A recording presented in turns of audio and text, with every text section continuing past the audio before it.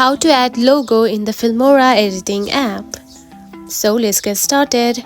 First of all, open the Filmora app. After opening the app, make sure you have added the photo or video that you want to edit, just like this.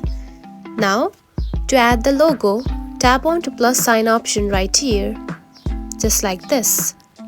Now to add the logo from your gallery, make sure you have added the logo or you have saved it on your photo or your camera roll.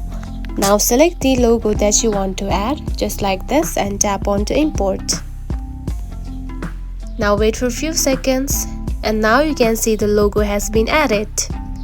Now tap onto it, just like this,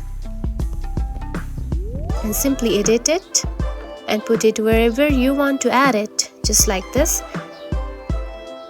Now you can also edit the timeline, just like this. And now you can see the logo has been added. And that's it. This is how you can add the logo in the Filmora editing app. If you found this video helpful, don't forget to like and subscribe for more tips. Thanks for watching.